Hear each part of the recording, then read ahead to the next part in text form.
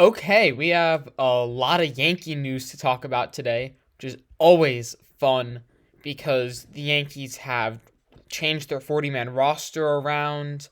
They have also extended qualifying offers to two players, and that's really not the biggest thing.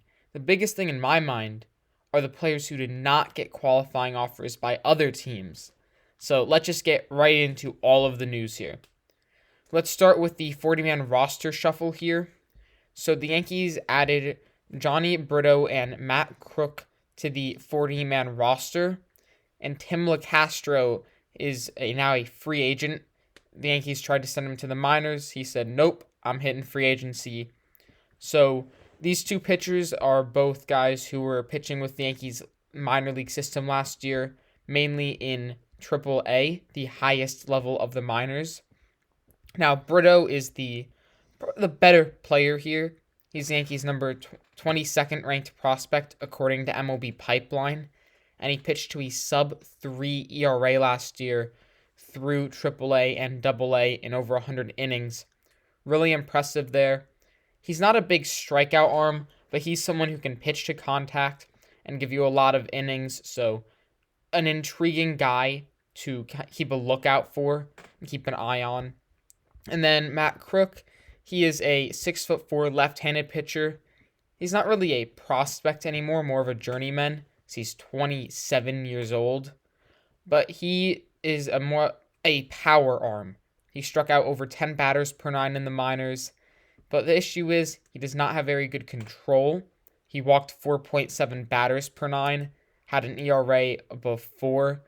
But just two pitchers here, guys who pitched at the highest level of the minors in the rotation. Some depth here. And if you're wondering, well, why did the Yankees do all of this?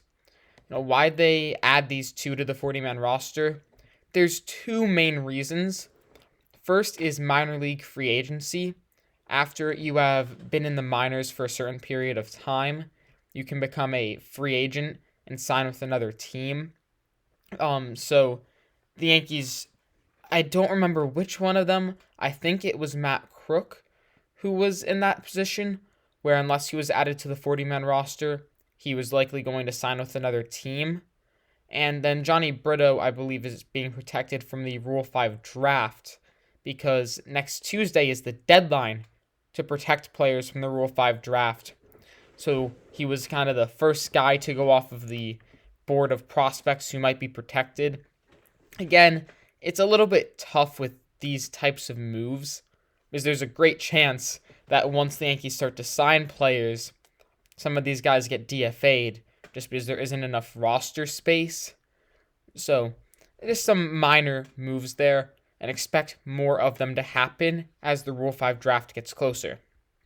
And then the bigger bit of news here are qualifying offers.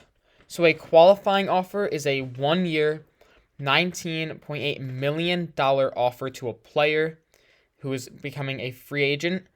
Now, if they do not accept this offer and they sign with another team in free agency, that team who lost the player gets a high draft pick.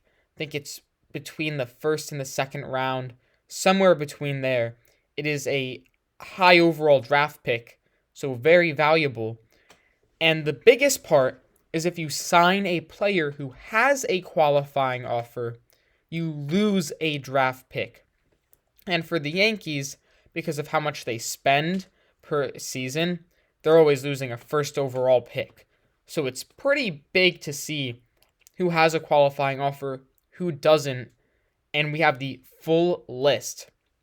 Now, Aaron Judge and Anthony Rizzo obviously got qualifying offers.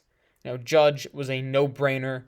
Rizzo, there were some questions on whether or not he was going to get one, but the report said that it was expected that he would, and it just made a lot of sense.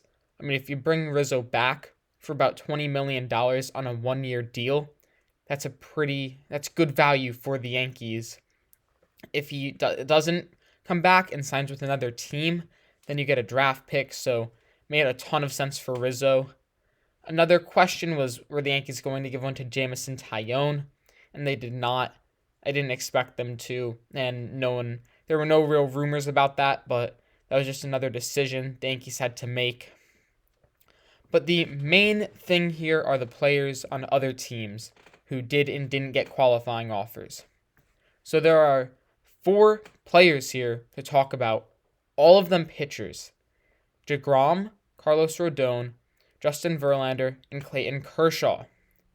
Now, Jacob DeGrom and Carlos Rodon both got qualifying offers. So what's this mean? Well, if the Yankees sign one of them, they're going to lose a first overall pick. And that's especially bad if you sign DeGrom, because he's a lot older than Rodon. So if you sign him, you're probably not signing him for more than 4 years. And is 4 years of an injury-prone pitcher worth losing a first-round pick? That's a big question mark right there. So it adds another element, another layer to the chaos that's going to be the Yankees offseason here. And then the 2 guys who did not get qualifying offers were Justin Verlander and Clayton Kershaw. I'm a little bit shocked with Verlander here because it just seemed as if the Astros were going to give him one.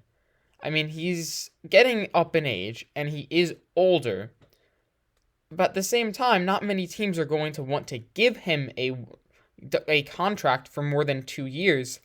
If you're Houston and you give him that qualifying offer, then teams aren't going to want to sign him for 1 year, because is 1 year of Justin Verlander worth losing a first overall pick?